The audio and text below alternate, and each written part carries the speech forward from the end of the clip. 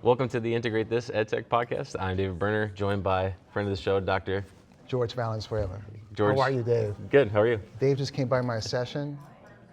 It was supposed to be 700 people. Not everyone came, but we had a good time. Yeah, it was a good time. And we could talk about all the different things that you did there. But first, I got to ask you something. Your session was Ignite Passion to Purpose. Right. Okay, so I got to talk to you about one of your passions real quick. Okay. What hasn't happened that just happened since 1973? The Knicks just won a championship. The New York Knicks. Big shout out to Jalen Brunson, the king of New York. Wherever that man is going to go in New York for the rest of his life, he's never paying for a meal. Big shout out to the Knicks. Yeah, George is a huge Knicks fan, so I had to mention that, and I had to talk about how I'm a Timberwolves fan. And Nobody's perfect, though. Yeah, I was heartbroken. Nobody's perfect. Cat needs to come back, I guess. So George, can you tell us a little bit about what it's been like here for you so far at ISTE? Been having fun? Yeah, ISTE is home for me. When I began my career in ed tech and in speaking, you can go back in the archives and look back at 2017. 2017, ISTE was in Chicago. I was there for the first time. I have never seen 20,000 people in one space at the same time, and it was amazing. I've come back every single year afterwards. I've been a featured speaker, I've been a regular speaker, and I can honestly say I am home. My first book was published through ISTE. Yeah, and we just saw someone actually that you recognized that. Oh, right. So big shout out to Emily. Emily is one of the editors with ISTE and ASCD, and she handheld me on my first book proposal, which took about 6 months because I didn't know how to structure a book, and through the entire writing process, which took maybe about a year and a half. Okay. So big shout out to her. Yeah, absolutely. Was that PBL Plus, or was that? Rev Up Robotics. Oh, okay, yep. Yep. Yep. That's old school, man. Yeah, and those ones are on the website. Yeah. Yeah, they're still there, yeah. Yeah. So the session that you had, you talked a little bit about the empathy map thing first. Can you explain that a little bit more? I was listening to that and I was. Yeah. The concept of an empathy map is not new. It actually comes from the business world. Fortune 500 companies use empathy mapping when they're developing or improving a product. So let's say they have developed a sitcom and they have a pilot show. Sure. So they have the pilot and they bring in people. And after the pilot, after they viewed it, they'll do a focus group and have some individual interviews with the people. They look at these responses and they're looking for themes in the data. And they develop an empathy map to better understand the thoughts and feelings of the consumer. So when they continue in developing the show or the product, they're developing through the lens of the consumer. So for education, I created a version of the empathy map, just looking at what business and industry does. And for educators, just looking at the research. John Hattie once said, to see learning through the eyes of students. So what does that mean? We have to know them both as people and learners. So my version of the empathy map has 6 different fields. 3 fields are for knowing them as people, their interests, their goals, and things that they're good at. And then 3 fields are for knowing them as learners, academic needs, their career needs, if it's a CTE teacher, but also essential life skills, which might be emotional intelligence and things like that. Okay, yeah, and the other thing that I really picked up on in there too is and you say you put on your professor glasses, right? But when you're looking at your session, I'm watching you really emphasize like frameworks. You can have frameworks, or you can have like the ideas. Yeah. So you can talk us what's the importance of a framework? Yeah. Why did we start there? A framework is a recipe. Let's say you're in your kitchen and you're going to make a lasagna for a dinner party, but you've never made lasagna before. If you have all the ingredients and all the tools in your kitchen, but you don't have the recipe, you don't have the framework, are you going to make lasagna? I mean, you could, but it might not turn out. It won't be lasagna, right? Trust me. Yeah. One of the things that I learned in the PhD program is when you're studying something, you are studying it because you are passionate about that thing or you're trying to solve a problem. The second step, after identifying what the problem is, you have to look at the literature, the previous research, to see what has been done on this topic. What have other researchers discovered or have created about this work? And you're going to find there's a framework, there's a system or a model that's already there, unless it's something brand new. You take that and you look at your population or what you're doing, and you adapt and tweak it and make it your own, and you implement it. It gives you the theory for what you're trying to do. And then when you do it, you collect data to see if you affirm what's been done or you learn something new. So think of our job as teachers. Our job as teachers is to teach kids how to learn using frameworks. Bloom's taxonomy, that's what it is. It's a teaching framework. It's a learning framework. But there's other frameworks. There's computational thinking. There's design thinking. There's a scientific process. Teachers, if we are teaching the process, then the learning and the knowledge construction along the way is facilitated. And so that's why I teach frameworks.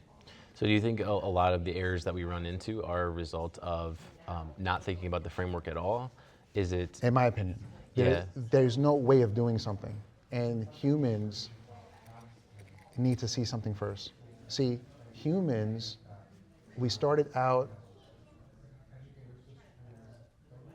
artistic, meaning whatever was in our mind and our heart, we did that. But as we developed into researchers, we're now able to make decisions based on research and what's in our hearts and our mind. And that's the blending of those two things. You could be the researcher, but if you're just regurgitating information, there's no art. It's boring. Or if you just do the art, but you don't know the research, you've got blind spots. And if you watch a lot of what's happening, people speak about things that they've never researched, that they don't fully understand. So right now, like this AI moment that we've been in, right? You brought in AI literacy, and one of the things I appreciated about when you were talking was you emphasized that like when you go do a PD, the people that are there, they're already experts in things that they do, right? And you said beg, borrow, and steal, but cite. So I might use that for my own PD, right? Yeah. But like that's a really important thing because it's like I think sometimes.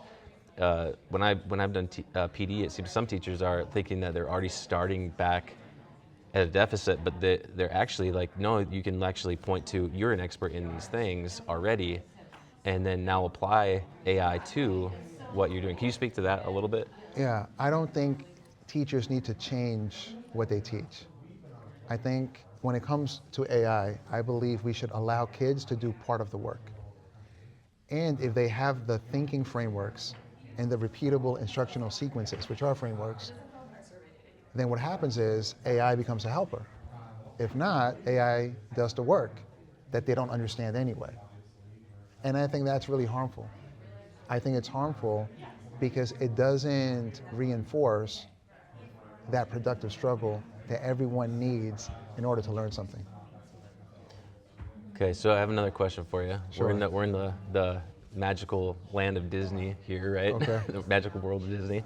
What would you hope for if you could wave a wand? What would you hope for that people really take away from the session that you did today? Well, I already got that. Okay. So there's a part of myself, well, I'll back up. From visiting schools, and not just me, but other people in schools see that there's a big breakdown in relationships. And we talked about this on the podcast with Jeremy. Big shout out to Jeremy. We had this discussion where I brought up that my parents were boomers. And the theme, or the common theme I've seen in the boomer generation in having conversations with friends is that our parents didn't take an interest in us and what we like. We were told to listen and obey. And as a father now, and I'm not sure if you're a father yet, David, but as a father, you start to realize that if you don't take an interest in what your kids like, then what's going to happen is you're not going to have a relationship with them. Because as a young person, you're interested in what's happening right now, what your friends are doing. You're interested in what's fun. And anyone that's trying to put that down, they're not going to have time for. So in looking at the literature, before we can get there, to take an interest in what they like, we have to form some type of rapport. Not even relationship, a rapport. And you do that by having high expectations. You have to believe in them, but also positive words and interactions. So how did I get it? I have to give you the background. Speaking positivity into others doesn't come easy for everyone. I've discovered that, especially for folks where it hasn't been modeled for them. So what I do in the workshop is I have people send a text to someone in their life who would benefit from some kind words and encouragement. And just to tell them that they did a good job at a skill, an attitude, or something that they did well.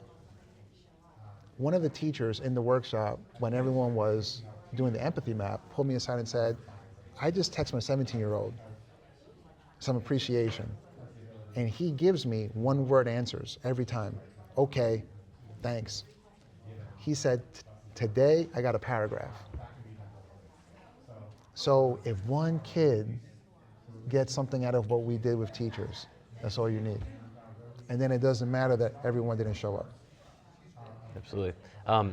So one of the things too I want to just ask you here as we kind of wrap up our time is, what type of things do you have coming out that you want to highlight? And, you know, obviously we're at ISTE now, but what do you have coming up that folks can look forward to? New book, anything, you know, like that?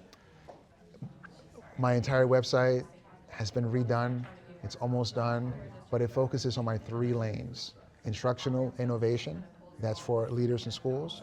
Project-based learning plus with AI literacy, that's for teachers, also admin. But I have a series that I've been developing for years, and it's called Leading Through Conflict. I'm working on that book now, but there's a lot of articles on Medium around that topic that I'm working on. It's for people leading, whether at home, at school, in the boardroom, any walk of life, with emotional acuity. All right. And that's it. And lots of workshops and keynotes and stuff, so it's been a blessing. Absolutely. And we'll make sure we put everything in the show notes so people can access that too as well.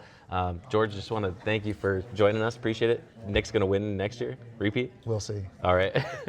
Thanks, everybody.